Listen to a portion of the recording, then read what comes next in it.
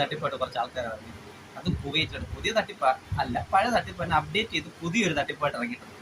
വേറൊന്നുമല്ല, ഇവർ ഈ ഇൻസ്റ്റാഗ്രാം, ഫേസ്ബുക്ക്, ടിക്ടോക്ക് വഴി ഈ സാധാരണക്കാരായ കുറച്ച് ആൾക്കാരുണ്ട്. അത് ഹൗസ് ഡ്രൈവർ, ബേബി കെയർ, ഈ ഹൗസ് മെയ്ഡുകൾ, ഇവരോട്ടൊക്കെ നല്ല ഓണൊക്കെ കമ്പനിയാണ്.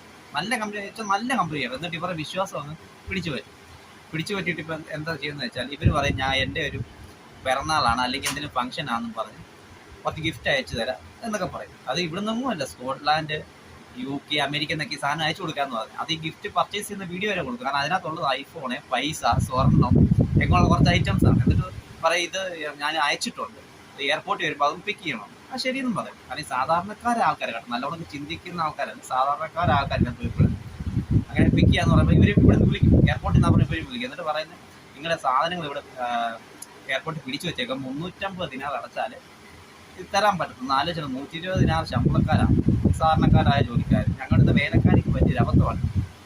പുള്ളിക്കാരി എങ്ങനെയൊക്കെയോ 350 ദിനാർ അവിടെ നിന്ന് തന്നെ കടമൊക്കെ മേടിച്ച് അറബിയുടെ നിന്ന് കുറച്ച് പൈസ മേടിച്ച് 350 ദിനാർ ഓൺലൈനാണ് കൊടുക്കുന്നത്. ആലോചിച്ചത് നേരിട്ടില്ല, ഓൺലൈൻ കൊടുത്തു കഴിഞ്ഞപ്പോൾ പിന്നെ അനക്കമില്ല. ആദ്യം 350 ദിനാർ പോയേ ആലോചിച്ചോണം. 350 ദിനാറാണ്. ആരോടെങ്കിലും പറയാൻ പറ്റും, അതും പറ്റരുത്. അതുകൊണ്ട് ഇതുപോലെ പുതിയൊരു തട്ടിപ്പ് കുറച്ച് ആൾക്കാർ ഇറങ്ങിയിട്ടുണ്ട്. ഇവിടുന്നൊന്നും അല്ല, UK, സ്കോട്ട്ലാൻഡ് എന്ന് പറഞ്ഞ പല രാജ്യങ്ങളിൽ നിന്നാണ്.